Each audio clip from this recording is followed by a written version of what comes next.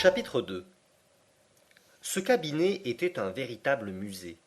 Tous les échantillons du règne minéral s'y trouvaient étiquetés avec l'ordre le plus parfait, suivant les grandes divisions des minéraux, inflammables, métalliques et lithoïdes.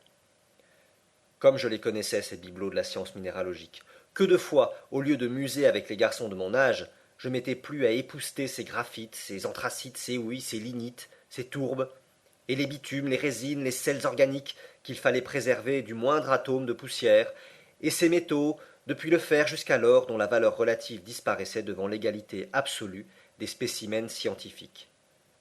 Et toutes ces pierres, qui eussent suffi à reconstruire la maison de Königstrasse, même avec une belle chambre de plus, dont je me serais si bien arrangé. Mais en entrant dans le cabinet, je ne songeais guère à ces merveilles. Mon oncle seul occupait ma pensée. Il était enfoui dans son large fauteuil garni de velours d'Utrecht, et tenait entre les mains un livre qu'il considérait avec la plus profonde admiration. Quel livre! Quel livre! S'écriait-il. Cette exclamation me rappela que le professeur Lindenbrock était aussi bibliomane à ses moments perdus. Mais un bouquin n'avait de prix à ses yeux qu'à la condition d'être introuvable, ou tout au moins illisible. Eh bien, me dit-il, tu ne vois donc pas? Mais c'est un trésor inestimable que j'ai rencontré ce matin en furetant dans la boutique du juif Evelius. Magnifique, répondis-je avec un enthousiasme de commande. En effet, à quoi bon ce fracas pour un vieil in quattro dont le dos et les plats semblaient faits d'un veau grossier, un bouquin jaunâtre auquel pendait un signet décoloré. Cependant, les interjections admiratives du professeur ne discontinuaient pas. Vois, disait-il en se faisant à lui-même demande et réponse. Est-ce assez beau?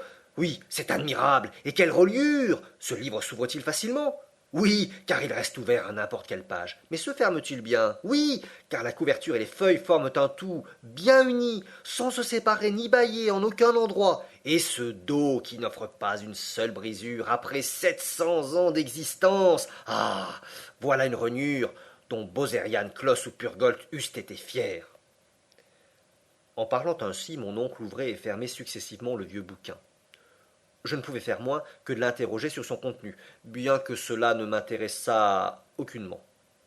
Et quel est donc le titre de ce merveilleux volume? Demandai-je avec un empressement trop enthousiaste pour n'être pas fin.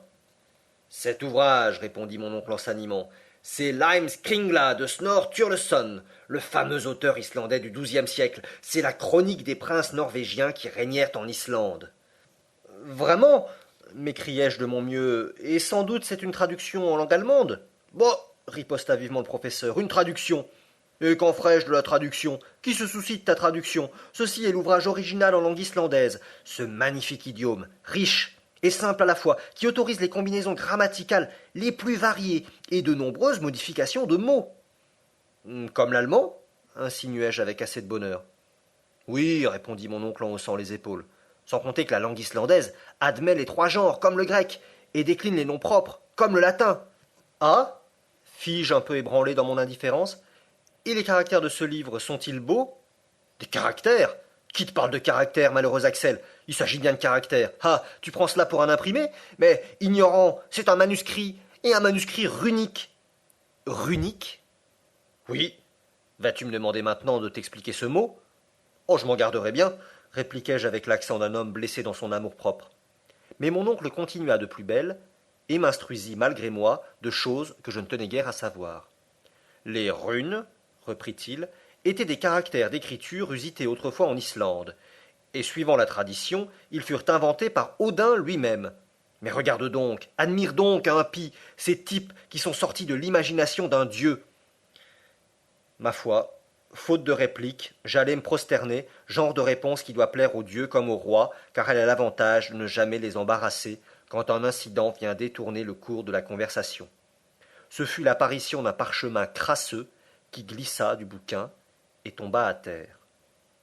Mon oncle se précipita sur ce brimborion avec une avidité facile à comprendre.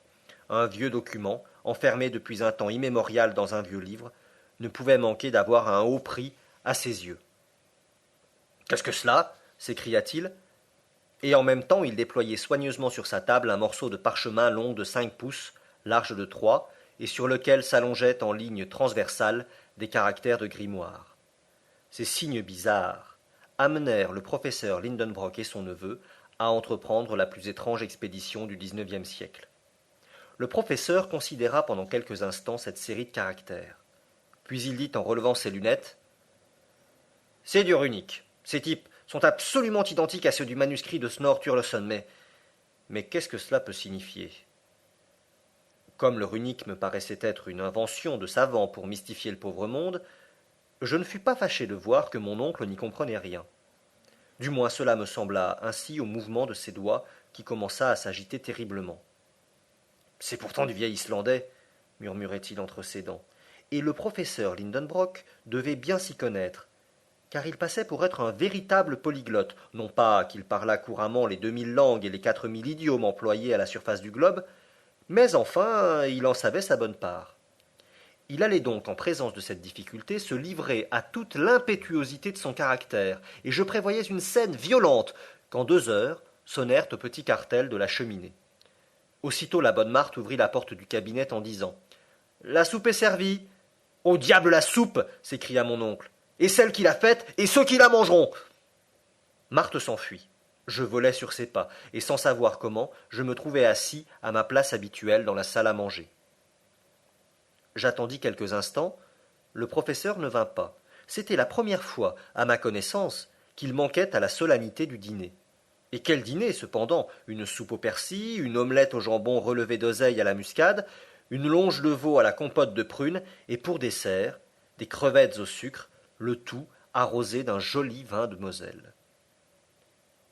Voilà ce qu'un vieux papier allait coûter à mon oncle.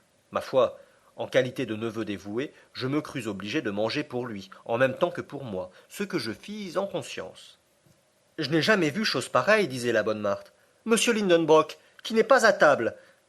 C'est à ne pas le croire.